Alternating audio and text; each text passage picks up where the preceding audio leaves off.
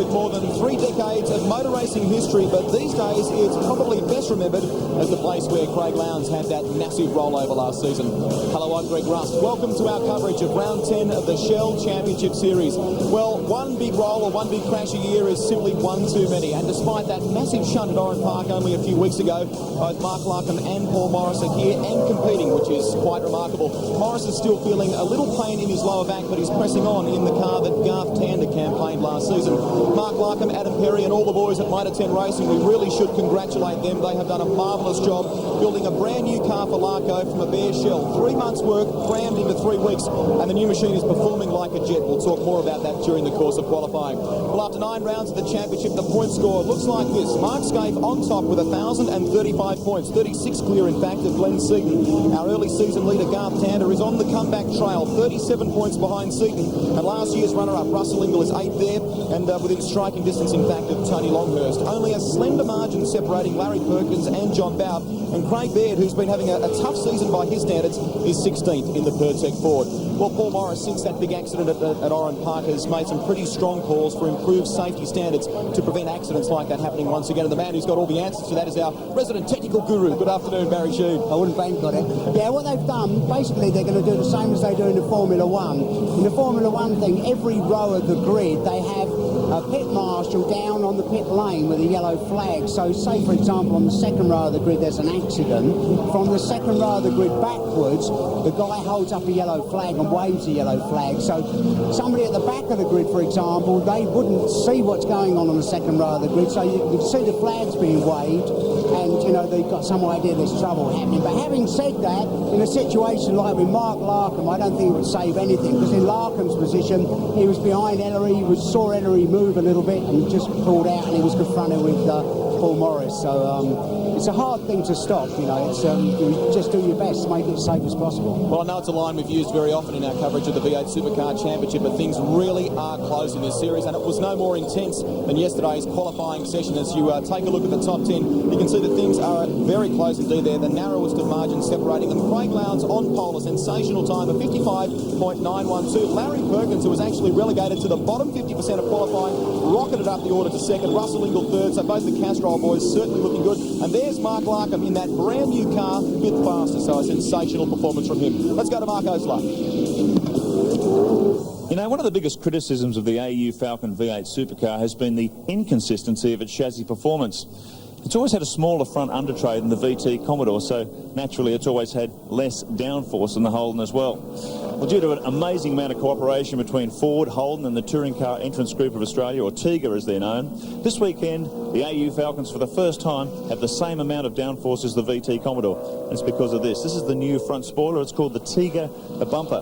And effectively it's AU Falcon from this point up, but from this point down it's basically the VT Commodore adapted to it. So for the first time we've got equal downforce on the Falcons and the Commodores. Now, Paul Radisich, you're the fastest Ford here this weekend. Very fast in qualifying yesterday. Does the car feel any different with this new front end? Well, firstly, we're very pleased to be on the second row of the grid. It's been a little while since we've been right up there, but, you know, all in all, the bumper bar has helped balance the car out a little bit through the slow and medium corners.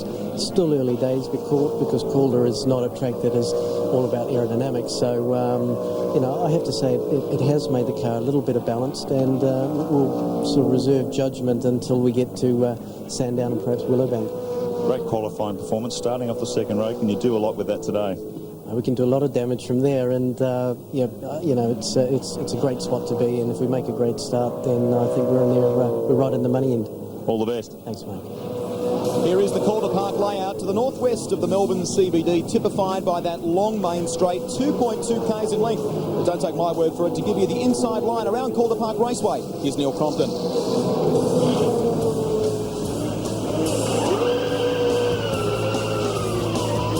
Welcome to the ultimate backseat driver's ride around Calder. 8 turns, 2.3 kilometres, and one of the longest straights in the business. Heading into the braking area at turn 1, at speed coming in at around about 260 k's. Pretty bumpy little place. Turn 1 is bumpy right in the middle, and then it's very easy to end up with a lot of oversteer on exit as you get up against the ripple strip.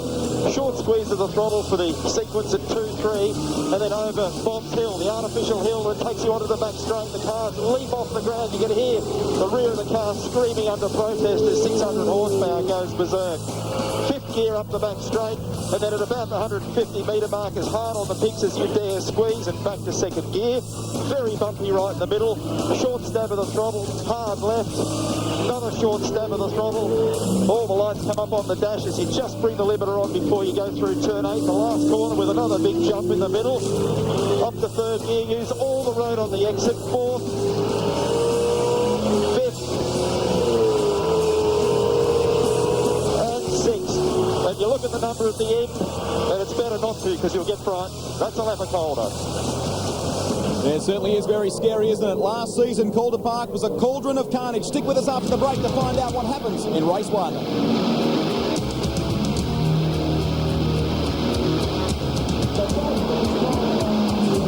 Produced some mighty moments in recent years, and let's hope that there's nothing else added to those chapters today. Let's take a look at the grid for you for race 1. Craig Lowndes on pole, a sensational time. It's around about 0.5 of a second outside the qualifying lap record set last year by Jason Bright. Larry Perkins, what about that? The first time he's been on the front row since Malalan 1997. His teammate Russell Eagle and Paul Radisich on row 2. Larkham and Skate, row 3. Seaton and Richards on row 4. Yeah, Mark Skate a little bit further back than he'd like to be, but he got promptly traffic yesterday. Didn't get a clean run. Tony Longhurst and Garth Tander. Longhurst has been quick throughout qualifying. Stephen Ellery, good effort too in the super cheap car, moving up through the pack. Greg Murphy in the brand new Kmart Commodore.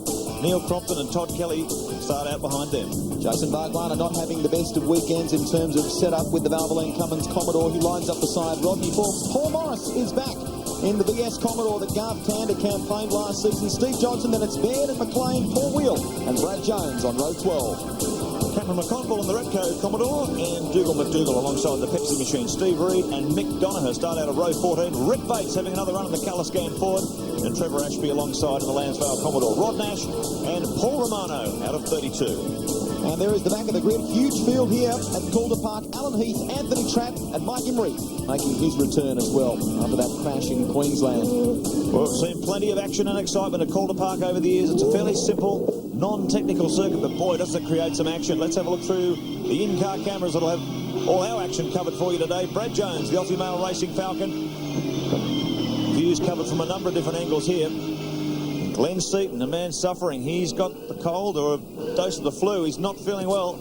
He's been struggling all week. We saw him actually having a coughing fit inside the car during qualifying yesterday, so he is not in good shape. His teammate Neil Crompton is struggling as well. He says he's picked it up. Here is the Be Clear and Simple onboard cam with John Bow, who's also been struggling with setup this weekend in the Caterpillar Ford. So we'll keep an eye on his progress. And Paul Radisich, the Shell Helix onboard camera, as you ride with the Rat, the best of the Ford campaigners, and on the second row of the grid for this race. He said, I think his words were, I can do plenty of damage from here. Look at the intensity in the face of Mark Larkham in the Mitre 10 in-car camera. The man who survived that fiery crash at Oran Park only 3 weeks ago. His team have done an absolutely amazing job to get that car, new car, built in time. They've turned it around very quickly. In pole position, of course, the Walker in-car camera with Craig Lowndes, our reigning Shell Series champion. A fabulous view from the back seat of the HRT Commodore. So we've got everything covered here as the action is about to explode. The first corner is really going to be interesting. When you've got England Radisich together, it's two hard charges, so it should be really good. Check out the Ford race analysis. 35 starters on the grid, 21 laps the distance for each of the heats, which run under about 50 Ks. And look at that, the first 25th position on the grid covered by a second. That must be some sort of a record. And last year's winner, Mark Skate, sitting a little bit further back in the pack than he'd like today. A real mixture of youth and experience on the front row there. Craig Lowndes and Larry Perkins. Who will get the jump? There's row 2, the Enforcer and the Rat side by side. Mark Larkham and our championship leader Mark Skate on the third row. Look at that. Lowndes launches off the line. Paul Radisich a brilliant start. So too Russell Ingall. He gets around the boss as they work towards turn one for the first time. Yeah, Perkins made a bit of a muck-up at the start. I don't know what happened. He seemed to go and then slow right up. So it's a bit of a struggle. Ingall on the inside there. Look at Radicic muscling on the outside of the Shell 1840. Got a fantastic start off the second row. He threatened to do that. He's on the outside of the pack now as they swing out of turn one. Ingall gets himself up into second position, and what a good start from Scaife. I think he's up into one of those two positions, third or fourth. I think it's fourth. No, he's in third. So he's leapfrogged Lowndes. Lowndes had a terrible start. Mark Scaife has jumped from sixth to third in the space of half a lap. As they come through that flip-flop part of the circuit there, they're all tightly bunched up. Mark, look at it at the front. It's like a freight train. The man in front, Russell Ingall, the enforcer from the rack. So the Shell Helix race team on a charge here at the moment. The guys who are sitting on the second row of the grid for the commencement of this race have charged to the lead. Now look at Scaife, having a look at Radicic already. He is really moving up through the field. Well, Scaife will be breathing a sigh of relief. He was very worried about sitting that far back in the pack. He doesn't get down there often. He didn't want to be involved in any argy-bargy in that opening lap. They've had a nice clean start. The two Holden Racing Team Commodores.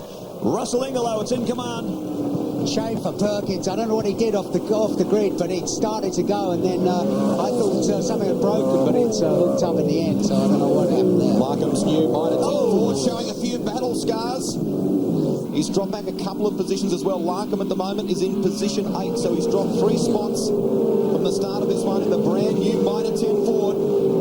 Ingall leads from Radicic, Mark Scaife, Lowndes, Perkins, Stephen Richards, Tander, Larkham, Ellery and Seaton. They are the 10. Here is your leader. Well, Sorry, as we've seen so many times in this Shell Championship, you get a good qualifying position. It's crucial to your championship hopes. And Paul Radicic had a great qualifying yesterday, and he's taken full advantage of that. Left off the second row. Now he finds himself in second position as the cars thunder down this main straight, building up to speeds 260 kilometres an hour on the approach to turn one. Now they get hard on the brakes over the bumps down here.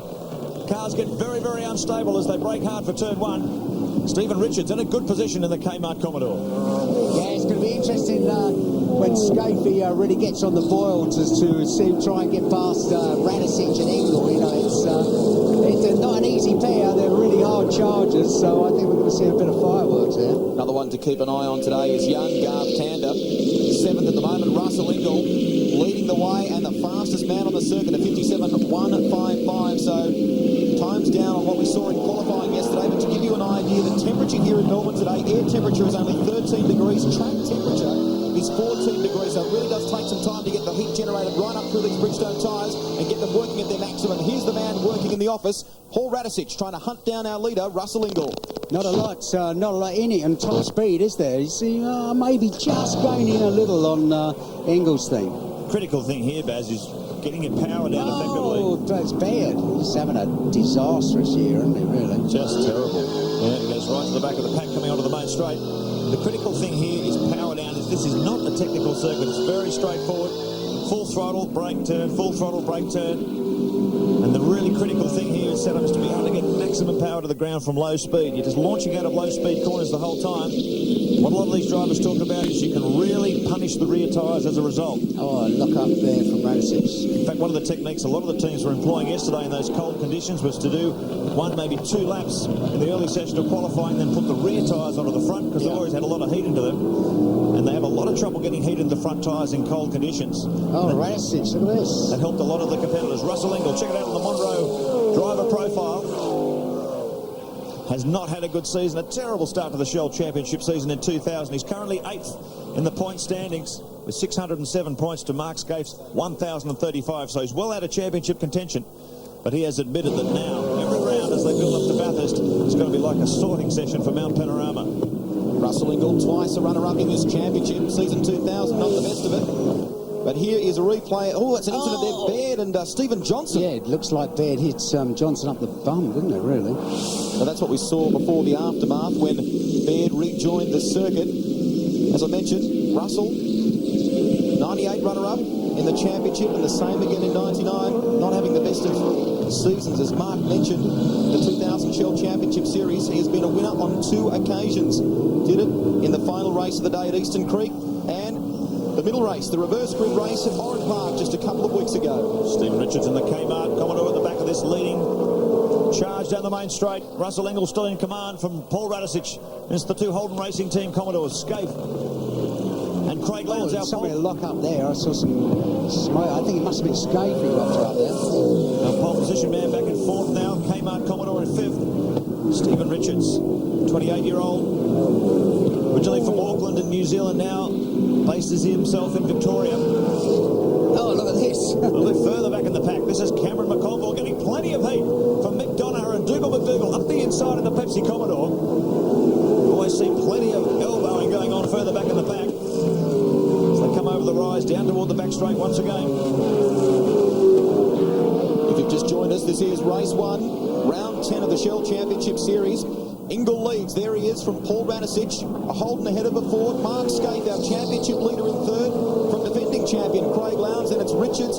Tander, who has climbed from 10th position at the start of this race up to 6th now. Then it's Larkham, Ellery, Seaton and Longhurst. Now, you may be wondering, in terms of qualifying, where Larry Perkins has ended up at the moment. He has dropped down through the field. He didn't have the best of starts. And he is now outside the top 10. In fact, now in 12th position, LP. This just goes to show, when you get stuck in this pack, how close and even the competition is, particularly on a track like Calder. You saw the proof of the pudding after qualifying. 1 to 25 on the grid, covered by less than 1 second. Morris. The man of the moment, Paul Morris, is still in some pain from that crash at Oran Park 3 weeks ago. The car suffering some pain here, a bit of battle damage on the front as he limps down pit lane.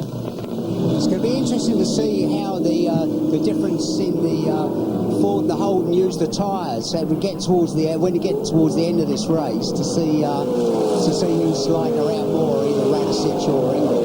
Talking to Stephen Ellery prior to the commencement of this race, very happy with the way the Superchip Auto Ford is coming along. He's currently in 8th position, and he's doing very well in terms of qualifying. He says the car's got a really nice balance to it. And as we mentioned, or Mark mentioned at the head of the show, the Fords are running this new Tiga front bumper, and the thing they're finding with it here at Calder is it tends to turn in a lot easier and much smoother to drive. And this is only early days too. Like a lot of these front spoiler sections were only delivered very late, so a lot of these Ford teams haven't had a chance to do some proper testing with this new front spoiler. And as they found out, you wouldn't think aerodynamics play a huge part in these cars, but it does. I mean, it really has transformed the response of the chassis, the consistency of it, and the balance that they can get in the car. So all the Ford teams that are running this new Tiga bumper, you can see it there on Stephen Ellery's car, very happy with the new device, and I'm sure it's going to improve as they get more testing time done. Be clear and simple on board. We join John Bowe in 15th position. Ahead of him, Jason Barguana. A run onto the front straight. So crucial to get the power down there. I'm just looking at Tander's creeping up the back there. He's in 6th place behind Richards. All right, we'll take you for a ride around Calder Park. Sit back and enjoy with John Bowe.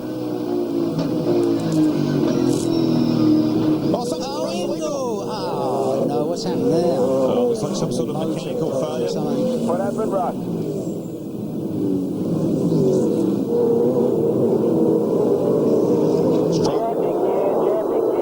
Jammed in gear. Bring it in. Now, this has happened before. It Don't has. forget Oran Park. Yep. The final race of the day. We've got a spin there. Bates and Rodney Forbes possibly coming into contact. Now, I'm not sure what's going on with that. We've had a few funny sort of niggling problems with the Hollinger gearboxes this year, and particularly... So uncharacteristic. Yeah, Russell Engel. That's the second time he's had a jammed gearbox. It's very unlikely. These things are normally bulletproof, and this year, more than any season I can remember, we have had a number of gearbox problems. So Russell Engel, what a crushing blow to the Castrol team. The car jammed in gear. You can hear him talking to the team as he lifted back around the pit lane. Well, finish first. First you've got to finish. It's an old saying in motor racing. You cannot afford those things happening. Russell Engel will be very, very unhappy about that. Yeah, I think it's very reserved. When he said what's happened, he said it's stuck in gear. Lap 10 of 21, and Paul Radicic leading the way, and maybe at this stage on course for his second race win of the season. There's the enforcer. What a shame. Very, very disappointing for him. Ford fans are cheering though. You can hear them around the circuit yelling as Paul Radicic takes over the lead in the Shell 18 Helix Ford. Paul Radicic now ahead of Scaife, Lowndes, Richards and Tander. Here's pit lane. Russell Engel will be furious about that. He was looking in a commanding position leading this one. But now that throws the door open to Paul Radicic, who's under full attack now from the Holden Racing Team duo. Mark Scaife in second. Craig Lowndes, our pole position man, in third. Stephen Richards, though, excellent performance in the Kmart Commodore. Saying before, this team are really starting to turn around their qualifying performances. Dismal last year, and they struggled early in this year. Todd Kelly. Oh, Todd Kelly and Forbes. Now, there was actually no contact there that I could see. Let's have a look. Another replay, Baz. Another incident. There's plenty of things going on around this circuit. Dear me, get out of the way. Oh, I think you'll find out. That guy was a little bit worried. The Basie was a bit worried there about T-boning Forbes, I think, and got on the brakes a bit, and she just locked up and spun around. Radicic. 57.35 his last time across. I thought they'd lap in the low 57s. He's doing that at the moment. Could the Rat be on course for his second win of the season and the fourth race victory for Ford? We will find out. At the moment, he leads from Scaven Lowndes. Stephen Richards, a good job in the Kmart Commodore in fourth. Then it's Garth Tander, Larkham, a return to racing and a great performance to sixth. And it's Ellery and Glenn Seaton currently in eighth position. Greg Murphy Perkins has worked his way back up to 10th. And we'll be back with more. Stay with us right here at Calder Park.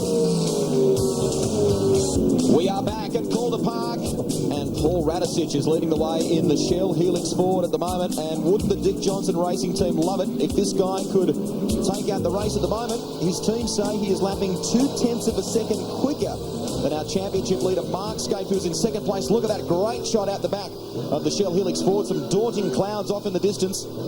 Hopefully we won't see any rain here today. The Bureau overnight said it should be clear, around about 14 degrees. And the Rat working away in the office. Bit surprised to see his teammates so far down in the order, though. Stephen Johnson's back in 18th at the moment, right back in the pack. He's been struggling, though, hasn't he, all the way through practice and qualifying. He hasn't had a good time, Stephen. So. Super Cheap Autos team. Good, consistent performance. They're sitting well inside the top 10. Seventh now for Stephen Ellery, who's at the back of this leading pack. There he is in the Super Cheap Autos car behind the Mike 10 car. Look at the mirror on Mike's car. So it's a brand new Falcon. It's first race. Being christened. Super Cheap Autos car. Yeah, interesting. I was saying that they're getting some more experienced team personnel on board now. I know Lee Geyer, former chief mechanic with Dick Johnson Racing, switched to that team earlier this year. And they're getting some more personnel on staff, so that what they were doing when they didn't have enough people, they were spending so much time turning the car around between races, they really didn't have a lot of time to concentrate on setup and work out strategy. But now that they're getting their team structure right, you're starting to see the results on the track. It's a good effort from Stephen. Mark said that when they brought the new car out, they took it to Queensland Raceway, and after about 10 laps, the thing was right on the pace. You know, it was as quick as the other car. So that's amazing these days, isn't it? You know, with all the computer setup and all that kind of stuff, well, they can produce a car so equal. The thing that is so amazing about that, Baz, Mark Larkham's Mitre 10 team have basically spent the equivalent of 2,000 man-hours. A team of 8 blokes have been working 12 to 15 hours a day to finish that car and get it right. And he's back in racing at the moment, doing a terrific job. Stephen Ellery, though, we've spoken so many times, Mark, about his performances at Mount Panorama in recent years with Tony Longhurst and, of course, last year with Paul Radicic. And it's no wonder this team is starting to come on strong. Yeah, it's good to see. Stephen Richards is remaining fairly static at the top. Radicic just holding a little bit of a gap over Mark Scaife. Craig Lowndes in third. There's Richards. Tander. Tander's been able to turn things around. He was all sorts of trouble in practice. They couldn't get the car working properly. All sorts of chassis imbalance problems. Had plenty of rear grip, but just couldn't get the front of the car to work properly. But they were third quickest in the warm-up this morning, so overnight they've done it again. This team's done their homework. Managed to come up with a setup that's working much better on the Valvoline Cummins machine. They always do, though, don't they? I mean, they always struggle in practice and qualifying. Well, normally in practice, they did a little bit better in qualifying, and then much better in the race.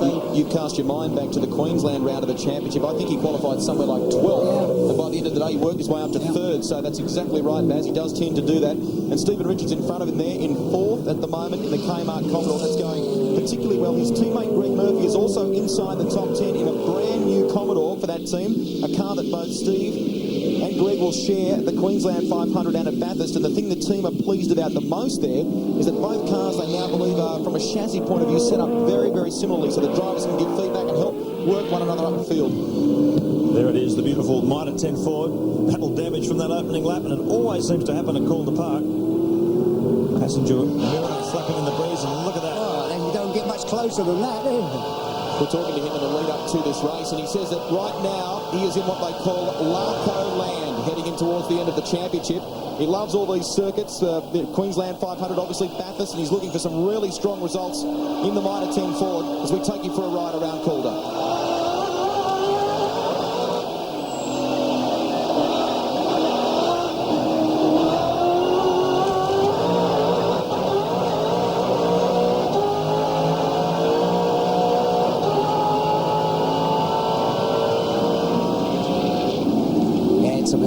This circuit is very, very quick.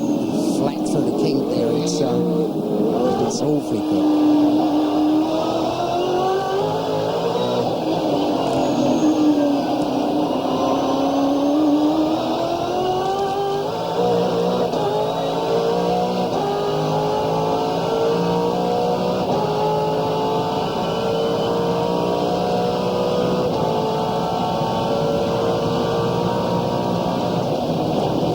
Remaining in this one, 260 kilometres an hour. You saw it on the road speed there. You don't see with 600 odd horsepower. We're looking at that picture in the footwell. You don't see him stamping the old right-hand pedal with a big footfall, do you? Now the interesting thing at the moment, Mark Larkham is in the box seat to get a good run in Heat 2. He's in 6th. And don't forget they reversed the top 6 finishing positions from Heat 1. So Larkham is now in pole position for Heat 2, the start of Heat 2. So if he stays in 6th, that's going to be a good start for Mitre 10 in Heat 2. Here's the one leading this one, though, Paul Radicic, and he has every answer for the Holden Racing team at the moment. Actually, that'd be a really good front row of the grid when you think about it, Mark. That's going to be Larkham and Tander of the grid. Yep. Tander in desperate need of points too. He's currently 3rd in the championship, 37 behind Glenn Seaton, who is in 2nd. 3 laps remaining in this one. Paul Radicic leading the way from Mark Scape. Craig Lowndes in 3rd.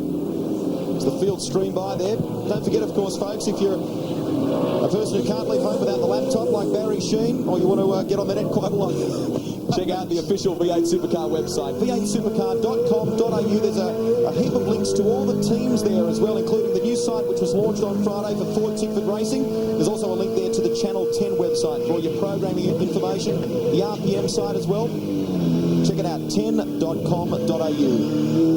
Fantastic shot from the back of Craig Lowndes' Commodore there.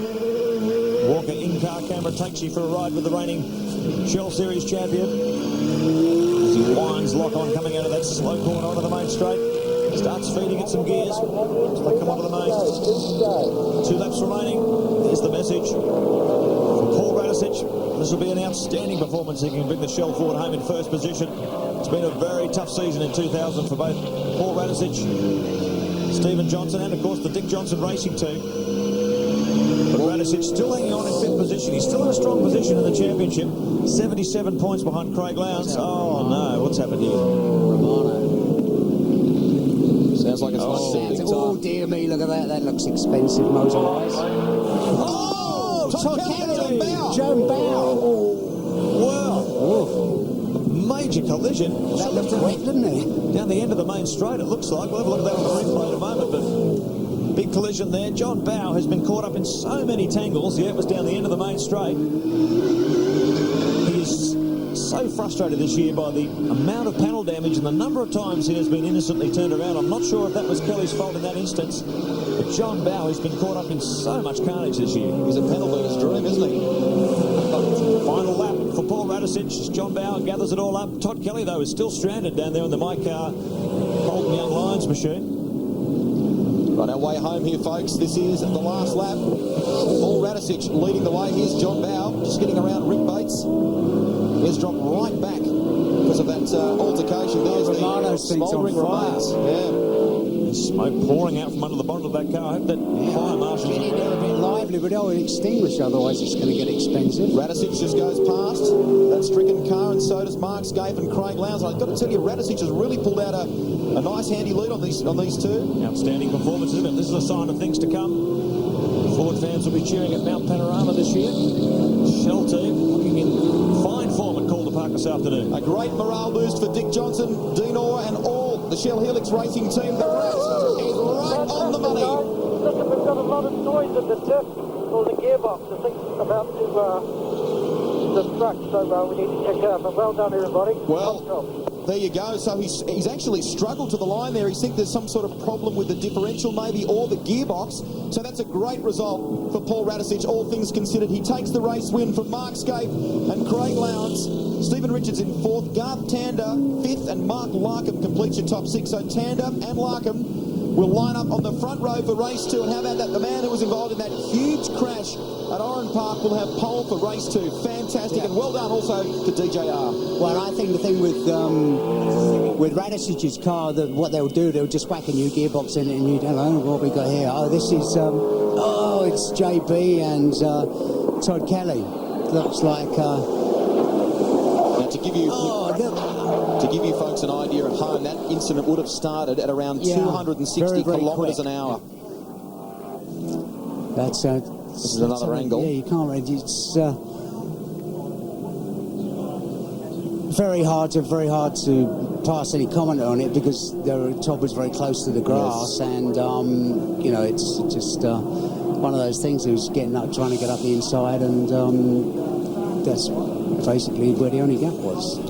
Radisich is the man who walks away with race 1 here at Winton. Mark Scape home 2nd, Lowndes a sensational job in 3rd, and Stephen Richards for the Kmart Racing Team, a good performance also in 4th. Well done to Garth Tander. He needs those championship points, and he's finished ahead of Glenn Seaton, who is 2nd in the championship chase and just ahead of him. Greg Murphy finishes in 9th position, Tony Longhurst 10th. Larry recovers after that unfortunate start for 11th. We go further back, and Paul Wheel gets inside the top 16. Sensational performance.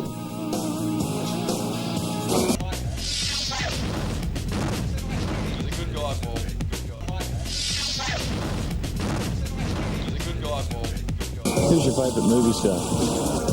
Michelle Pfeiffer. She's gorgeous, I reckon. I don't know whether she is without the makeup, but she looks good to me.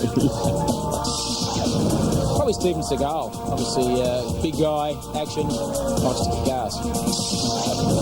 John Belushi. I really never ever got over the Blues Brothers. Eddie Murphy. He's funny. He's got that attitude, you know. And when you go to a movie, Beverly Hills Cop, you walk out feeling like you're Axel Foley. You feel great. He's good. I think Anthony Hopkins would be my favourite movie star because he can play any part, and he's just a fantastic actor.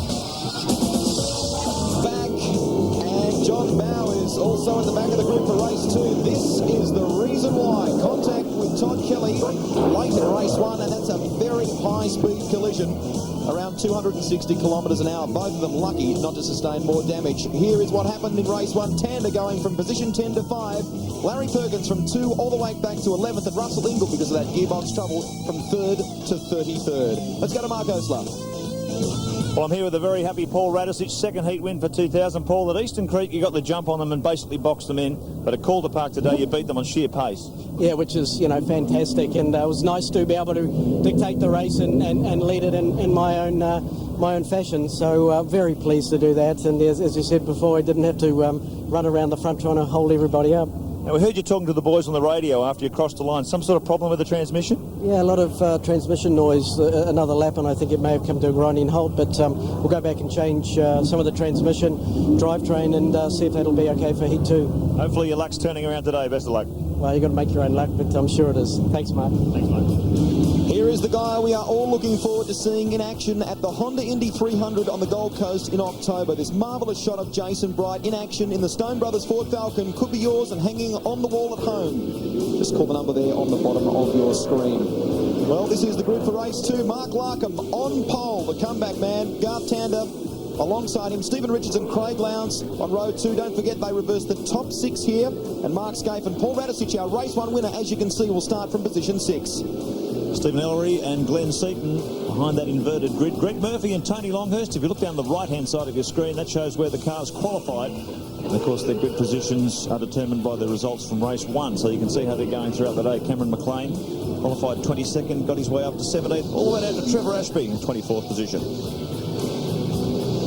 Further back there, Todd Kelly, you can see after that altercation with John Bow, who is actually at the very back of the grid. With this one, there was quite a lengthy stewards hearing post-race 1, and they have decided after that contact that Bow was to be penalised, and he will start from the rear. Incidentally, that was a differential on Radisic's car that disintegrated. They have replaced that in between race 1 and race 2. Look at that car sitting in behind row 4 there, the Super Cheap Autos car. Stephen Ellery's very happy today. The car's performing very well. I'm looking for a good result here this afternoon. Look at that front row of the grid. Mark Larkham really has been the man in the spotlight at the moment. There's the green light. We're ready for the start. Set to go for the reverse grid second race, round 10 of the Shell Championship Series. Will it be Tander? Will it be Larkham? Listen to the revs of the big V8 Supercars. Flames out the side of Tander's car. Tander takes off. In race 2, he is away. A good start also by Stephen Richards. He's like a lightning bolt. Larkham will shut the door on him as they head towards turn 1 and makes it tough for Richards. Larkham leads the way. Richards has snuck up into second. Tander's hanging out wide, late under brakes from GT. That's a big move from Tander. It's going to get stuck right out there. Just about got through. Paul Wheel going right out in the dust as he gets the power down, coming out of turn 1. Everyone leaning on each other. A very narrow strip of bitumen through here as they head up over the rise for the first time. Looks like a relatively clean start, but Mark Larkham finished 6th in Heat 1. He gets pole position for Heat 2, and he's using it to good advantage here as they thunder down the back straight for the first time. Russell. I was just going to say about Engels enjoying himself way back there. Great start by Stephen Richards in the Kmart Commodore. He leapt off that second row, forced his way up the inside. Now he finds himself in second position. He's got Garth Tander in third. The two Holden Racing Team Commodores running bumper to bumper. Then the Shell Ford of Paul Radisich. Marvellous start by Mark Larkham. He leads the way. One of the Optus Commodores off to the side of the road there. I think that was Trevor Ashby's car. 260 k's on the approach to turn 1. Hard under brakes as they come over the bumps here. Look at Richards. Have a look up the inside of the Mitre 10 Ford as we go on board with Mark Larkham. And you can feel the heat from that Kmart car as he gets right up behind the Ford coming out of turn 1.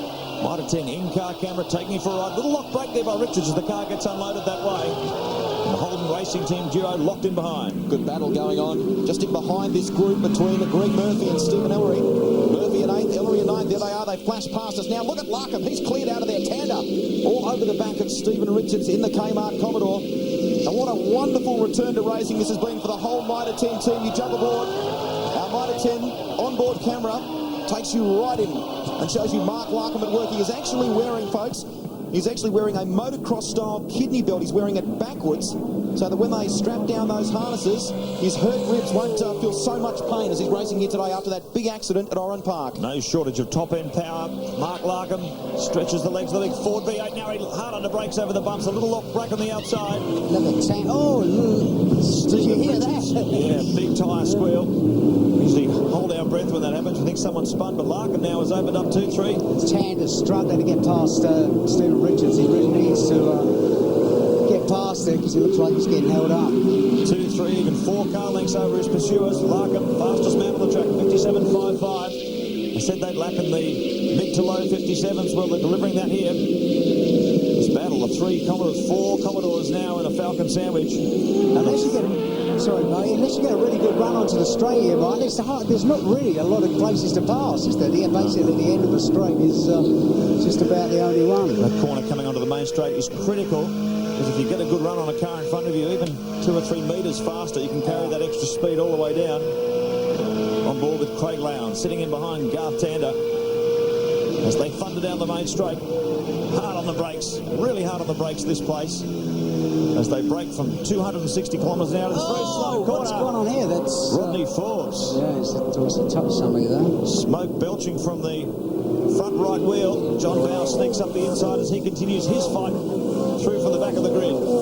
Talking of those people fighting through, Bowers moved up to 27th position from the rear, and Russell Ingall from 33rd to position 24. So those guys really starting to carve up through the field. Larkham, not surprisingly either, is the fastest man on the circuit, a 57.04 in the Mitre 10 Ford. And gee, it looks, this is a brand new car. Don't lose sight of that. Untried, virtually, and untested. They had a very brief session on the lead up to this race. They just managed to get a test day in, and boy oh boy, hasn't it been such an amazing debut.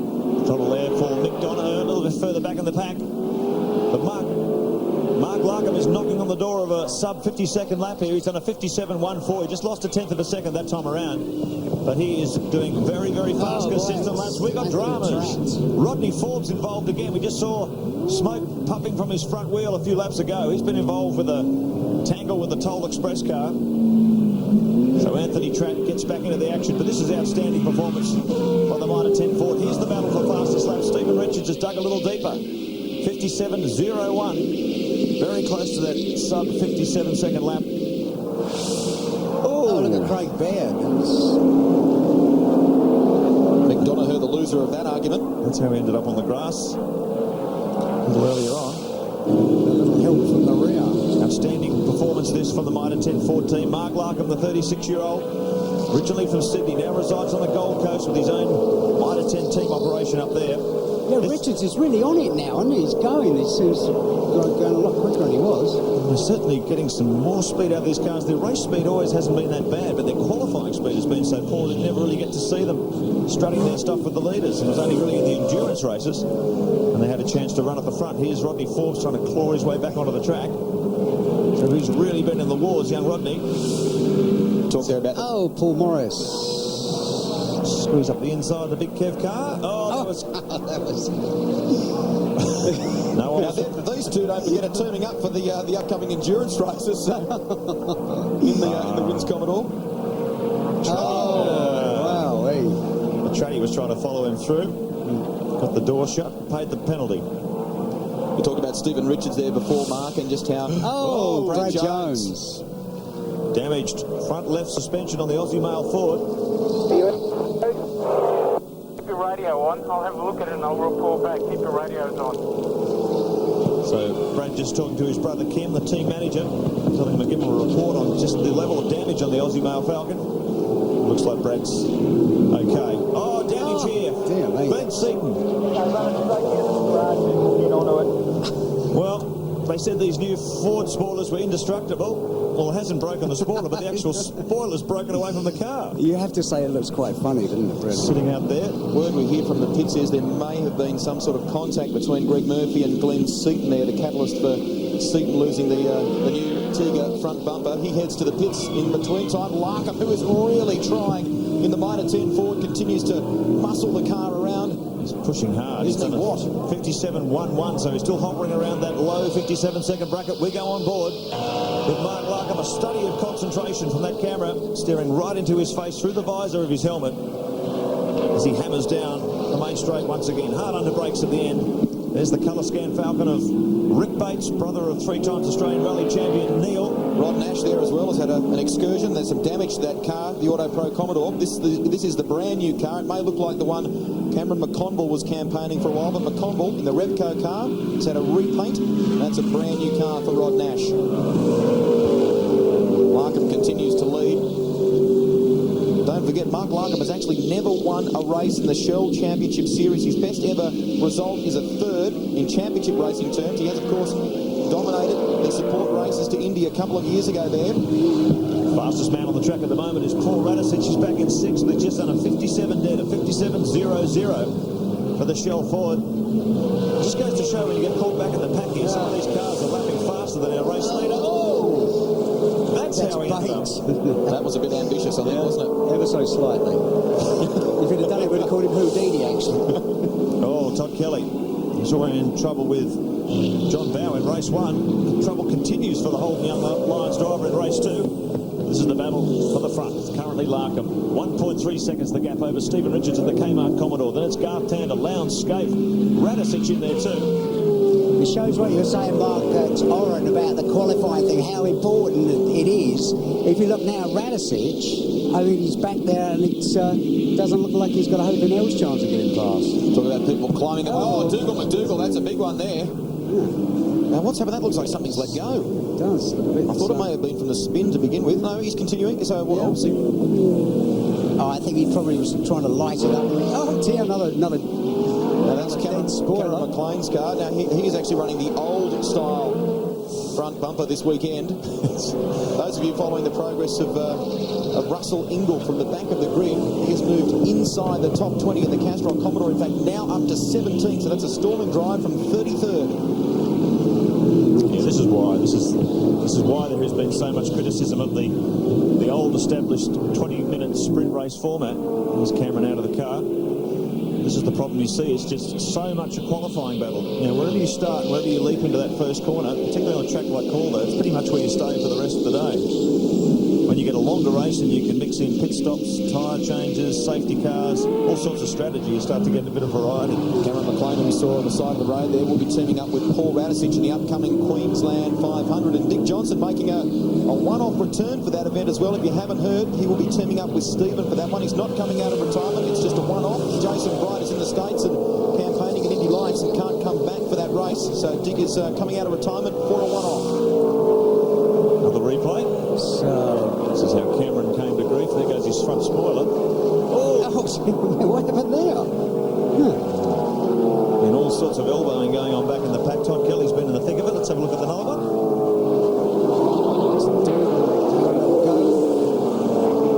Oh, that's where it was. Well, there's lots of incidents happening here at Calder Park right now. Mark Larkham leads the way. Could he be on course for his first ever race victory in the Shell Championship Series? We will find out on the other side of this. At the moment, he's top of the table from Richards, Garth Tander, Craig Lowndes there in fourth position. Championship leader Mark Scape in fifth, and our race one winner, Paul Radisich, is in sixth position. Stephen Ellery doing a fine job there in the Super Cheap Autos Falcon as well, in seventh place, just ahead of Tony Longhurst. We go further back. Murphy has made his way up to ninth. Neil Compton in 10th, and there's still lots more coming your way. Find out if Larkham can do it on the other side of this. Nice to have you with us wherever you're watching right around Australia through Network 10, or for our Kiwi viewers watching through TV1 in New Zealand. This is round 10 of the Shell Championship Series, coming to you from Calder Park Raceway to the northwest of Melbourne in Victoria. And at the moment, Mark Larkham is showing the way, and what a fantastic performance this has been. He's yet to win a race, as we mentioned, in the Shell Championship Series. This is a brand new car. The highs and lows of motorsport. I know he's not there yet, but let's certainly hope he can do it. The Mitre 10 team thoroughly deserve this if they can pull it off, Mark. Yeah, it's been a long, long wait, hasn't it? Came into the championship back in 1995 and really has been a struggle. This is his 60th championship or Shell Championship start. He's had one pole position. That was, of course, that phenomenal lap at Bathurst last year. He's been on the podium once as well. That was a tremendous effort.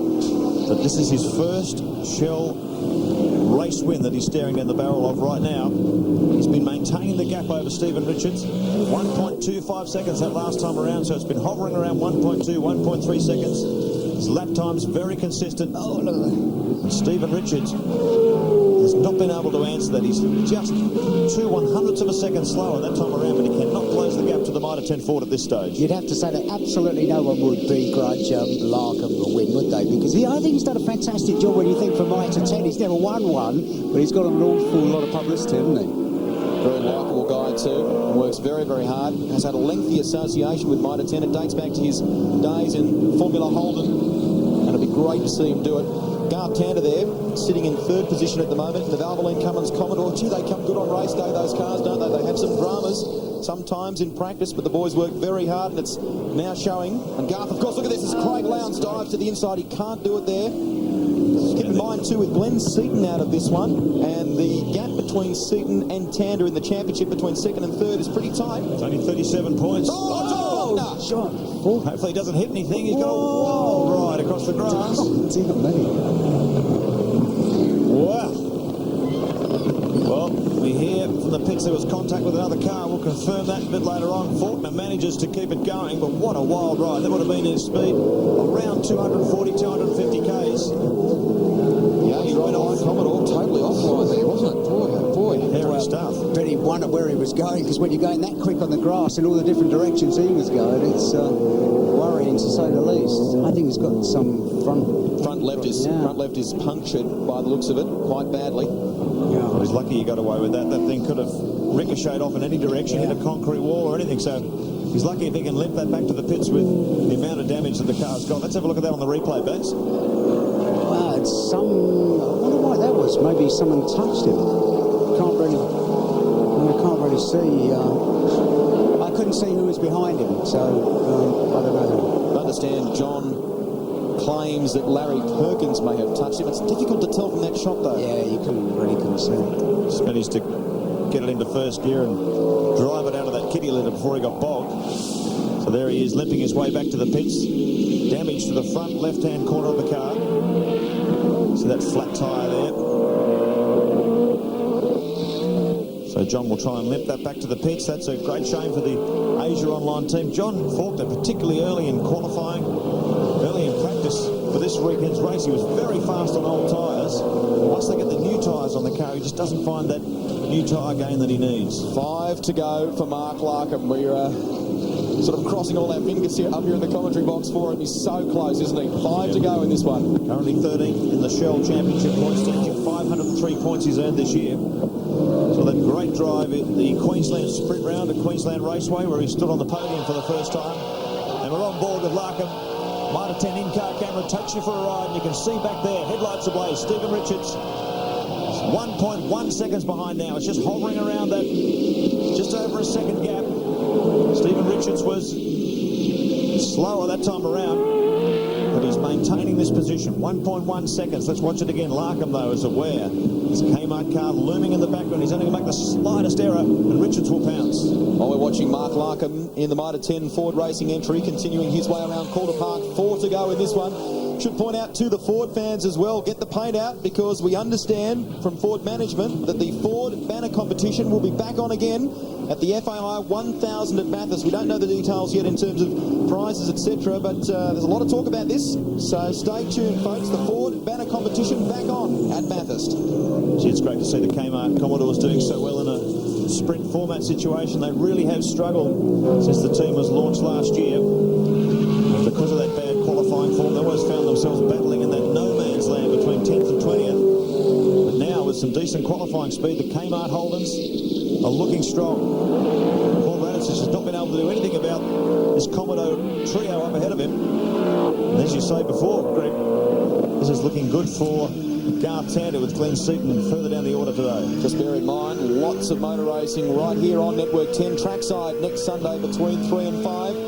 All the action from GTP, Nations Cup and Formula Ford here from Calder Park. And don't forget, we then move to the first of the big Enduros, the Queensland 500, round 11 of the Shell Championship Series on the 10th of September, midday to 5. And as always, check your local guides. Stephen Richards is continuing to close the gap. He's just dropped under 1 second that time around. 0.9 of a second now behind the Mitre 10 Ford. Can the Kmart Commodore close the gap before this one's over? Time running out for Mark Larkham. We're on board with Craig Lowndes, the Walker in-car camera.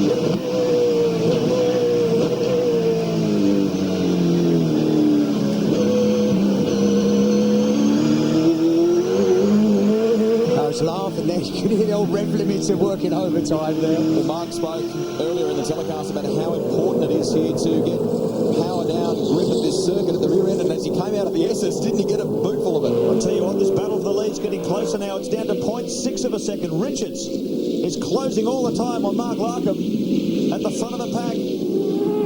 Just up ahead of this battle, Mark Larkham, 58.19. He's dropped into the 8s that time around, a 57.8 for Stephen Richards. And there it is. He's just starting to claw closer to this Ford all the time. Headlights on for both cars as they pick their way through the traffic. 2.3 kilometres remaining. Final lap for Mark Larkham. Can he take his first Shell Series race win? I was going to say, with what's at stake, I don't think, it's one thing if Steve catches him up, it's another thing to get past him. I think he's got the whole thing under control. We've just been doing our sums up here too, considering those first 2 heats. When you're determining the top 6 positions on aggregate, Richards is now on pole position for the start of Heat 3, so he's having a very strong day at Calder. Playing the same approach that he took to the GMC 400 in Canberra, where he won that round. Strong showing there from the Kmart racing team. So Rich is looking good, and at the moment, Ford fans around the country would be rejoicing. Mark Larkham. I bet his heart rate went up then. I was waiting for him to head off across the season. He got him too deep. Keep it together, keep it together. You've got one corner to go. Mark Larkham, the Queenslander, in the Mitre 10 Ford, is on course to give Ford their 5th victory of the season, his first ever in the Shell Championship Series. In the case of the space of 3 weeks, he goes from the lowest of lows to the highest of highs. On that last lap, led down the back there. Mitchell picked up about 15 feet and ended up in the shed. He would have been if he'd have lost it, wouldn't he? He knows what he's done. Telling the boys the story. He knows how close that was. A marvellous performance from Larkham. Thoroughly deserving of that victory. His first ever race win in the Shell Championship Series. He's had those bursts of brilliance, hasn't he, where he's taken pole last year for the FAI 1000 and he's won those support races in years gone by at the Honda Indy 300, but thoroughly deserving of it. Well done, Mark, and well done to all the Mitre 10 team.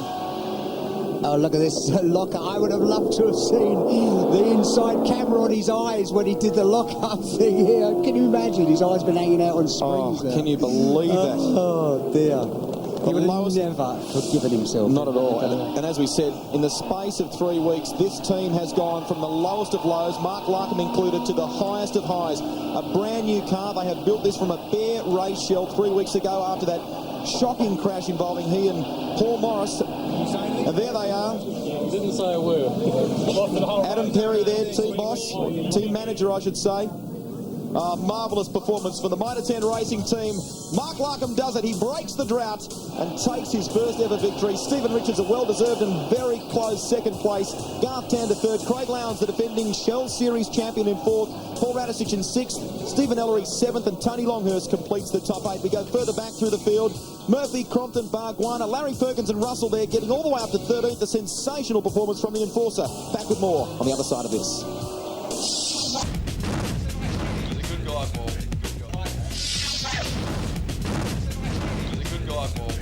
Happening at Calder Park this afternoon. Victory to Paul Radisich in Heat 1. Mitre 10 win in Heat 2. That's your first Shell Series race win. What a feeling. Yeah, it's great, mate. I mean, I'm not a big advocate of swapping the top six around, but I guess I'll cop that one because you know, I think we didn't do a bad job as a team now. I mean, can I just take this opportunity? My team, I mean, we're really lucky to be here, Mark.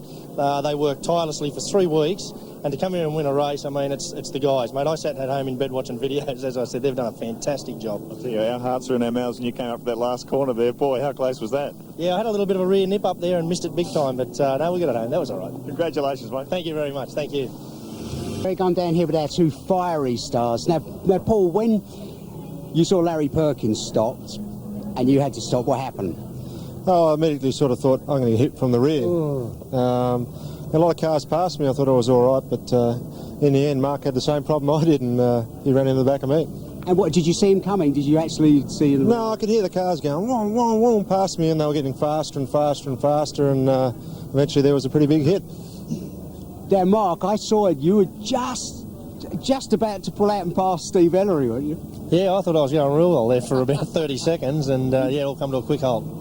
And what did you do? Did you have a chance to get on the brakes? Yeah, we looked at the logger after, which was interesting. It showed the impact on our logger at 146 Ks, and I just got on the brakes for 0.2 of a second, so I probably knocked about 1.5 kilometres off, so didn't really do anything.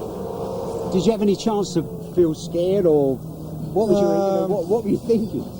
I knew it was a pretty dangerous situation, and you know, when the impact came on, it just went straight through my seat into my back, and my immediate concern was, hey, will I be able to walk again, because I couldn't feel my legs or anything. So that was, then the fire started, then I had another problem altogether. And you thought, well, it's time to get out of this place. Yeah, I didn't get out. No one was there to sort of help me at that time, so it was sort of try and save myself. Now, Mark, you were even a little bit lucky that you didn't even get hit by Paul Radisich.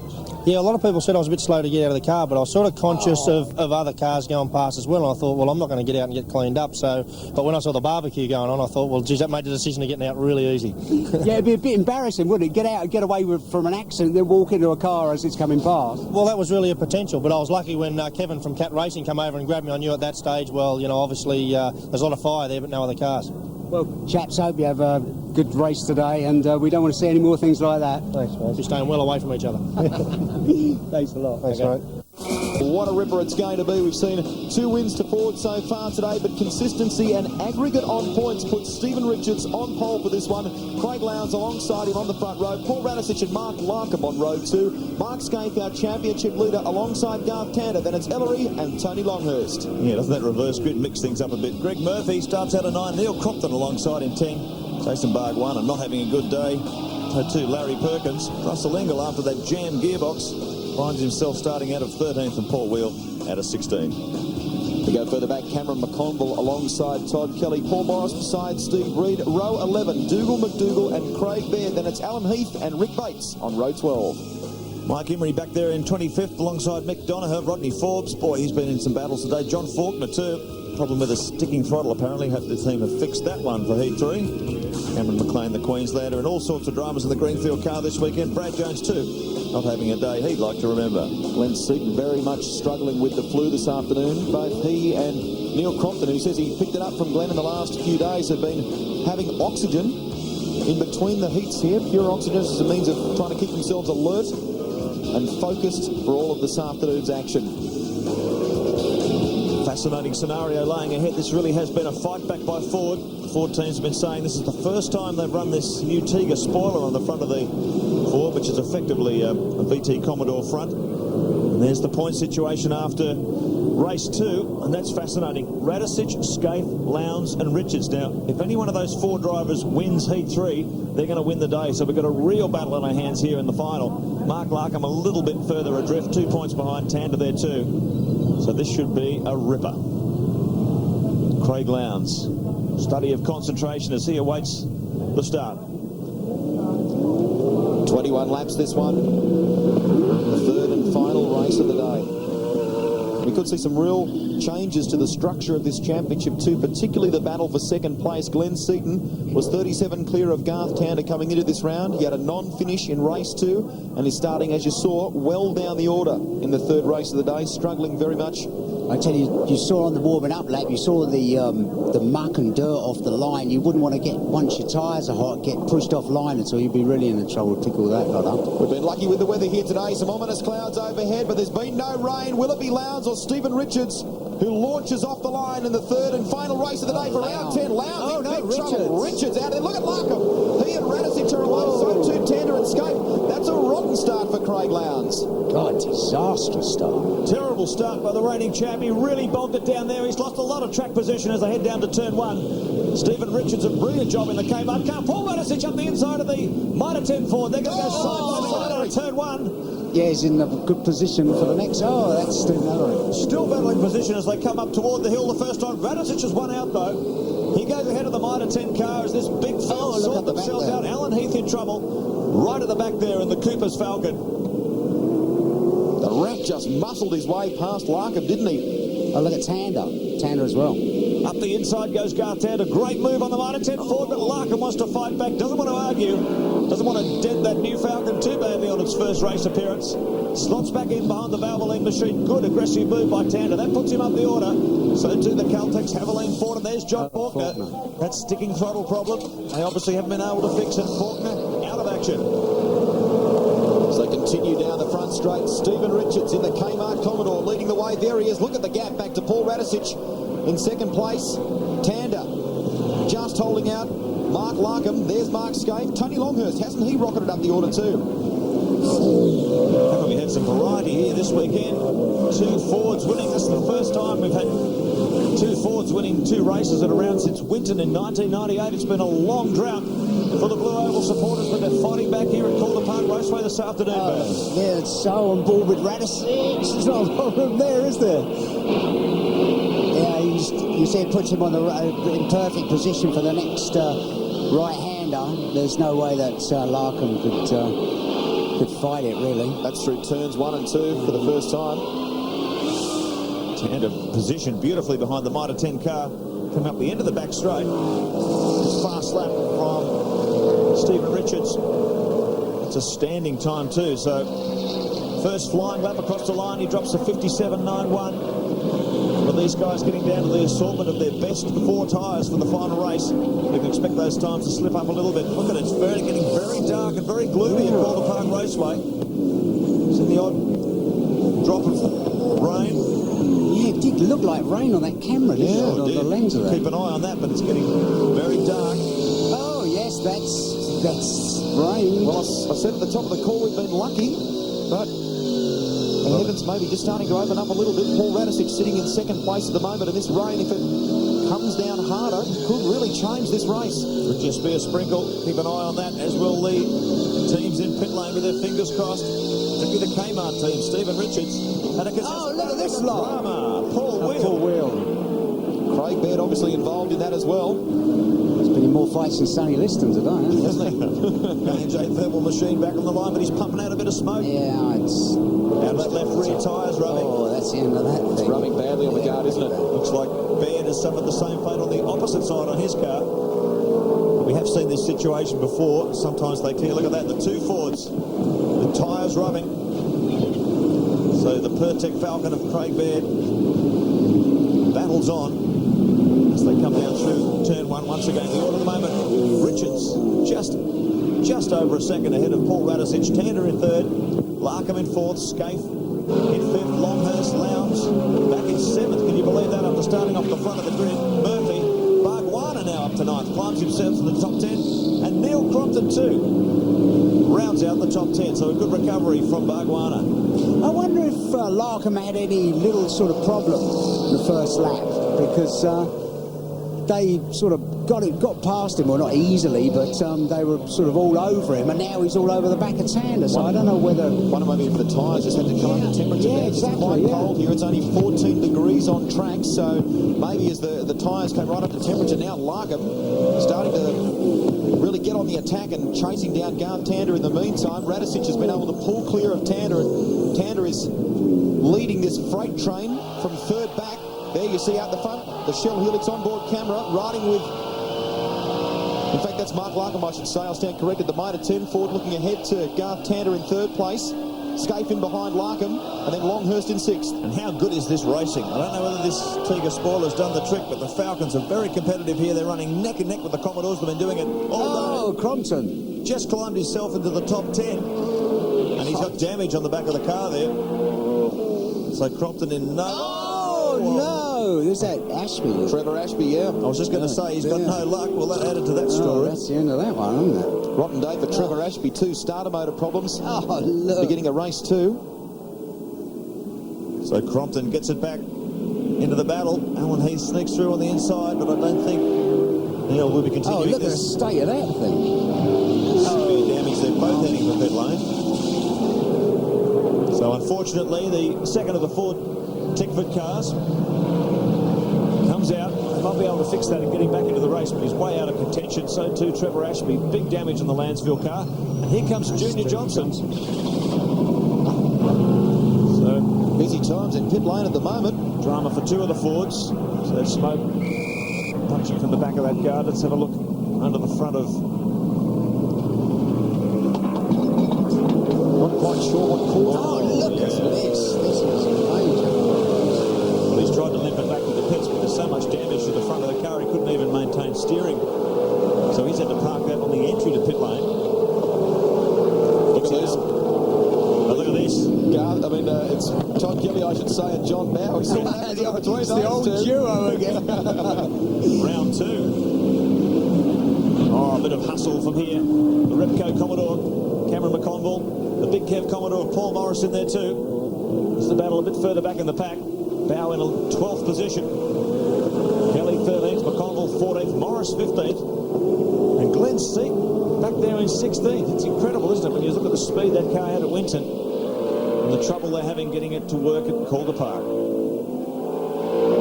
Let's take a close look at a few incidents here on the Shell Helix replay, and that's the aftermath of probably looks like Larry. And that's where Stephen got his whack there, obviously, with something. Oh. Yeah, that was Larry, wasn't it? Didn't see how the reaction started. There's the aftermath, though. That was a fair old whack as well. Big damage to the Optus Commodore. You can see him trying to limp back into the pits. It's a great battle here up at the front of the pack. Garth Tander defending hard in third position from this tremendous battle. Larkham in behind him. Scaife in there too.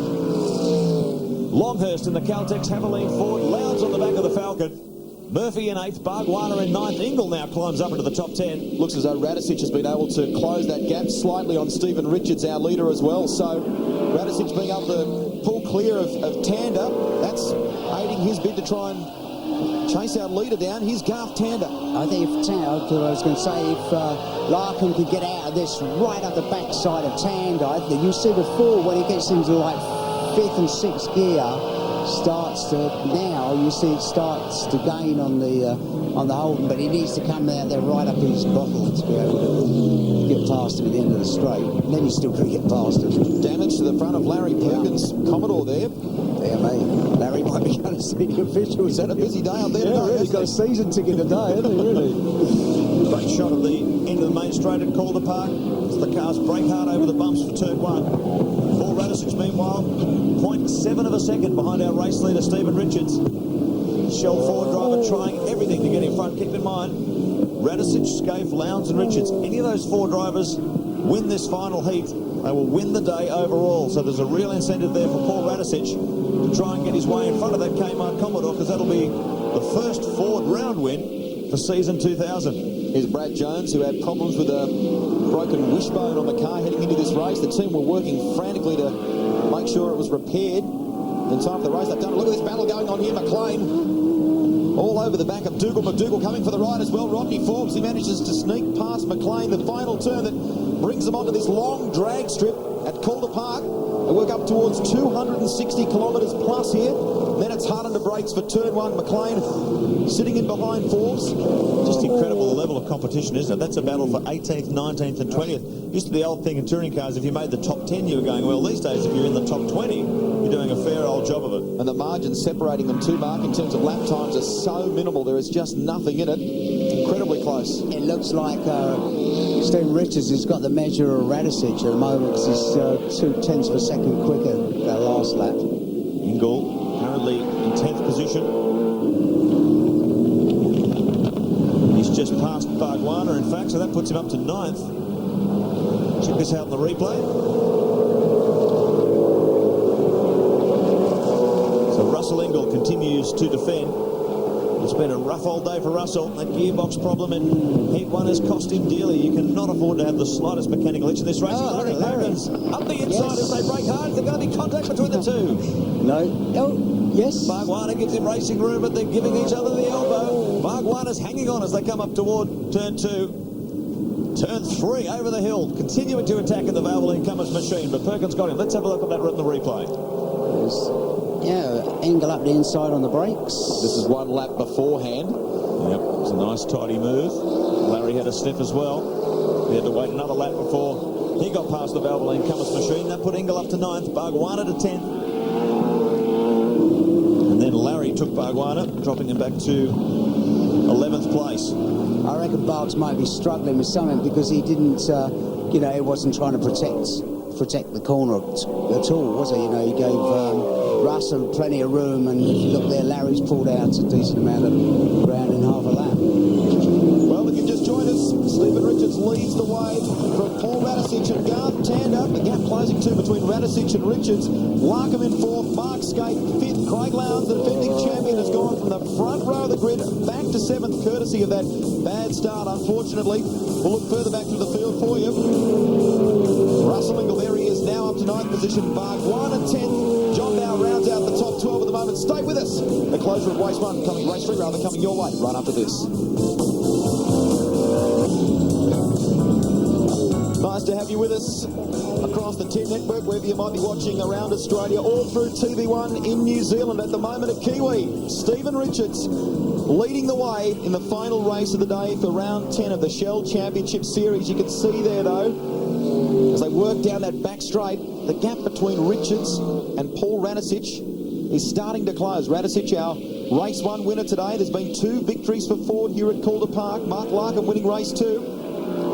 Well, this is a tremendous battle. These two have been swapping some very fast lap times over the past 12 circuits. That last time around, Radicic dropped 0.3 of a second on Richards, allowed him to pump it out to just over a second. We'll check it on our timing monitor this time across, but this is an intense battle now for the lead. Oh, it's pretty close now. Both these drivers know that whoever wins this race will win the round overall. 1.1 seconds, so Richards has done it again. just a tenth of a second faster than Radisich this time around. This is intense stuff. Both drivers trying to find an advantage as they pick their way through traffic. Richards knows he cannot afford to even blink, and Radisich will pout. Over the rise, the inside of Alan Heath's Falcon. Yeah, he did a good job of getting out of the way. Gave him room. Radisich under brakes at the end of the back straight. It's been a very strong performance from the Shell driver. Currently 5th in the Shell Championship Series point standing, some 77 points behind Craig Lowndes. Radisich well on this battle with the first of the double points races coming up at Queensland Raceway in September. A double World Cup champion when it comes to touring car racing. Paul Radisich spent many years overseas campaigning a factory Ford Mondeo in the British Championship and drove for Peugeot for a while there as well. Came to Australia a couple of years ago, but has had a winless run until this season in terms of the championship. And now, today, cracked it for his second race win of the championship. There's Ellery. I'll tell you what, the Ford supporters, and I'm sure Ford Motor Company will have their fingers crossed, one of these Ford teams can at least take one round win this year. Because don't forget, in 1998, they only won one championship round. They repeated that in 99 with Jason Bright's sole victory at Hidden Valley. They are staring down the barrel this year of not having won one single Shell Championship round in 2000. And they've got 4 more chances to do it. Time running out for the Blue Oval. Todd Kelly and Bowie are still together. That's great battle here between the veteran and the youngster. Saw them come together. High-speed circumstances earlier on in the day. Now they're glued together. There's almost a rubber band between them at the moment. John Bowe carrying our Be Clear and Simple onboard camera. Swing on to the main straight once again. Glenn Seaton doing a marvellous job here as well, given that he's not a well boy at the moment in the Ford Tickford Racing Falcon. He sits in behind this great battle going on between Bowe and Kelly. It's been raging for a couple of laps now. The Caterpillar Ford driver sits in 12th position, Kelly 13th and Glenn Seaton in 14th. What about the in-car camera stuff we had? A little bit of a tap there. Oh, more than a love tap there from Todd Kelly. We had some in-car camera stuff of Glenn Seaton of his face, and he was driving around in qualifying, coughing, he's spluttering. It looked quite strange, actually. He actually had the week off work, which is quite rare for him, and he's talking today about taking next week off as well. He's just not well. He said he needs time off to recuperate, particularly with the endurance races coming up. We talked to him, he's just about lost his voice. He's not well at all. He's battling here, though. Ford Livet in-car camera. Riding with Glenn Seaton, currently second in the Shell Championship chase. Locked in a battle for 12th position between John Bowe and Todd Kelly. Vice champion in the series, 93 and 97. It's been a while between drinks for Glenn. Took a race victory, of course, very recently for FTR at Winton. So we jump aboard.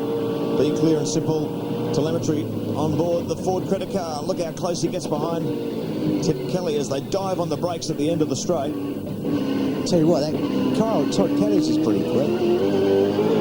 He's done a good job this year. Of course, won that heat at Canberra during the GMC 400 earlier. He has dramatically improved his performances this year over last year as he comes to grips with what's required to drive these V8 monsters.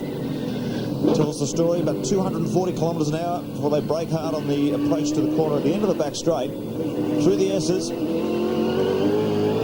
Glenn Seaton hard at work trying to improve on his 14th position at the moment. Meanwhile at the front, 1.5 seconds. Stephen Richards just pumping it out on Paul Radisich. Shell Ford has had no answer for the Kmart machine here this afternoon. This is strong, consistent race pace from our race leader. Paul Radisich almost 1.6 seconds in arrears of the Kmart holder. Well, what a day this has turned out to be in terms of against all odds victories. 4 laps remain in this one. Race 1 we saw Dick Johnson racing, and here's the second of their campaigners. Stephen Johnson into the pits again, and apparently there is damage to the back of that car, one of the back doors. But as I mentioned, a great win for Paul Radisich, his second ever victory in the Shell Championship Series. It came in race 1 today. A much-needed win for Ford. Then we saw Mark Larkham break through for his first in race 2 today. And the Kmart team, they are certainly coming good. Stephen Richards, to give you an idea, has been improving his qualifying this season. It's the 5th meeting in a row he's qualified inside the top 10. So the Kmart team are definitely making inroads. Greg Murphy has got a new car this weekend. They're still working on that one. But there's a great likeness between the cars now in terms of their design and build, and the drivers say thankfully they can now work together at getting both of their cars up the front. Yeah, they can compare their setups accurately and see which one works best. That's always the advantage of having a two-car team. Two drivers can go out on totally different setups. They'll find which is the most effective, and then they can both duplicate that setup. And they haven't been able to do that previously with the Kmart team, but now they've got identical cars, so it's really going to help them in their technological chase. But some new people on board there: Ross Holder, Oscar Fiorinato, the man who used to be chief engineer on Russell Ingall's car, switched over from the Perkins camp this year. There are changes happening at Kmart Racing, and they are really starting to gel as a team. Keep in mind, they're only under the Kmart collars, only a relatively new team. It does take a while to gel into a genuine championship and race-winning operation. Richards definitely got the handle of Radisich. He's just putting at 10th second a lap. So I don't think there's any problems for Richards. 1.8 seconds the gap now, almost 2 seconds. So Richards has been inching away from the Shell Ford. This is the battle behind them, though. Mark Larkham in 4th. That's going good. Tony Longhurst, Craig Lowndes locked in there too. He has been able to do nothing about this after qualifying on pole position, and due to the aggregate score, finding himself on his front row starting position for Heat 3, he finds himself down in 7th place. It's been a pretty disappointing day for our reigning champ. The Enforcer continues his charge up through the order as well. Has now gotten past Greg Murphy into 8th position. We take a look out the back of Mark Larkham's Mitre 10 Ford. You see good drive Mark out Scape, there.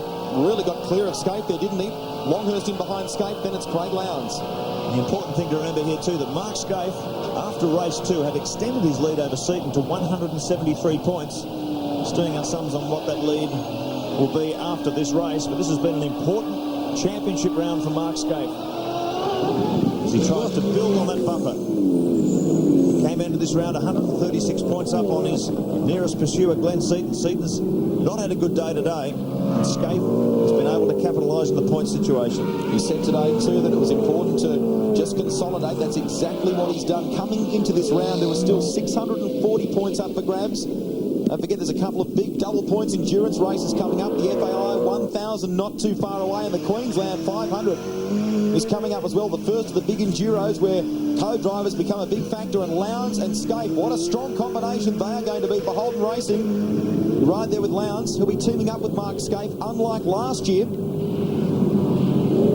But a fantastic performance from Stephen Richards. He takes the race victory, and thoroughly deserved as well. The round victory as well. A brilliant performance from him. Paul Radisich home 2nd, Garth Tander 3rd, and Larkham will finish 4th.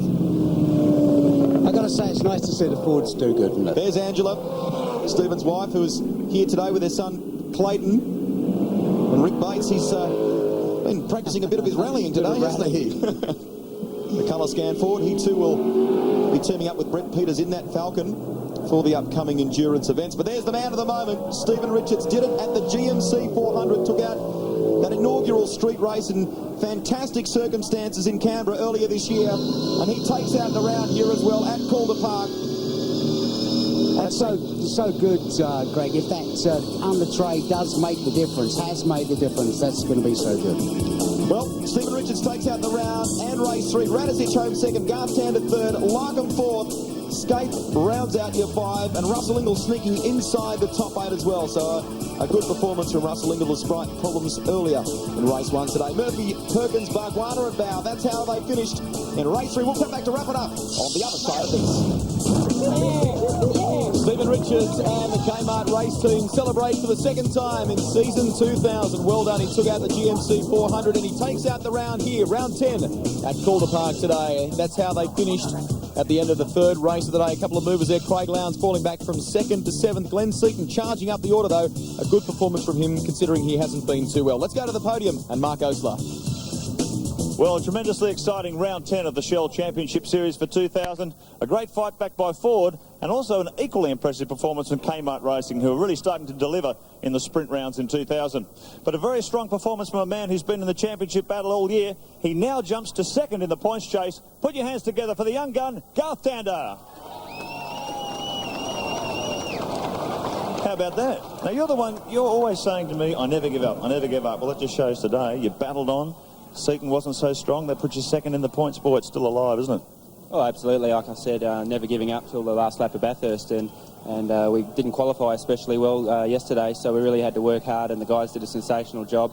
The car was not great this morning, and they toiled away and came up with a great setup for that last one. And we used the reverse grid to our benefit, and yeah, not a bad day. So thanks to Valvoline, Cummins, Holden, Repco, and all our boys. They did a sensational job. Put your hands together, folks. They did do a sensational job, the Valvoline Cummins team. Watch Garth Tander in action at the Queensland 500. Second today. Well, what a great day for the Ford fans. I know it's been a long time between drinks, but they are starting to come back. Gangbusters in 2000. Put your hands together for the Rat, Paul Radisich. Now, I don't know if it was a result of that new front spoiler you got on the car, or the team's just going well, but gee, they were strong here today. It was very strong. Sure, the front spoiler is a big help. It's just balanced the car out a little bit better. Still a lot more work to go, but we'll see in the next round. I mean, Calder is all about stopping and getting the power down, so we'll see what happens when we get to the next track. But very pleased. Thanks to DJR for putting the car together and making it so strong. Shell, of course, and everybody for coming out. It's been a great day. Queensland 500 coming up last year. You were very quick there last year. You think you can continue that speed this time around? Well, it's a long-distance race, and, last year was all about conserving the tyres. Not a problem this year, so it's going to be a sprint race, but a sprint endurance. Watch the Fords go at Queensland, folks. That's the message from the Ford teams. Paul Radisich second today at Calder Park. Right now, I'd like to call on Ross Brody, the Motorsport manager for this fabulous series, to award the Winners' Trophy to our overall winner, second time this year, Stephen Richards.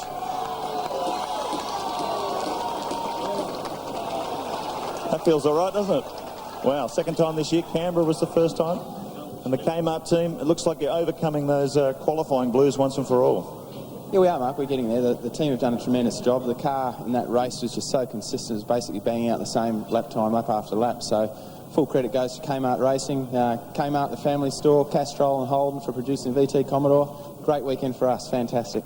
Great weekend for the fans too. Put your hands together. Stephen Richards, the big winner at Calder Park Raceway. Well, it was odd, I guess, not to see Mark Skaife on the podium today, but despite that, he has managed to build on his championship lead here. Garth Tander, though, as you can see from the revised championship point score, moves up into second place, ahead now of Glenn Seaton. So a change of position there, and the man who was on top of things very early in the season climbing back up the ladder, but Skaife well on top and looking good for championship honours. Defending champion Craig Lowndes in fourth, Paul Radisich, who was on the podium today there, in fifth position. We go back, Jason Barguana. So both Valvoline Cummins drivers are inside the top 10 in terms of the championship point score. Well, as the rain starts to fall here at Calder Park Raceway, I can tell you, Barry Shoot, has been a great day, hasn't it? I've always wanted to be a brolly girl. yeah, it has. I mean, it's been really good. You know, today it's been so competitive. It's great to see the Fords up there, and that's the first time I have seen the podium in HRT free zone for a long time. Yeah, that's very odd indeed. They are such a good team, Holden Racing, and it was odd not to see them in that position today. A day of against all odds victories. Lots more coming your way.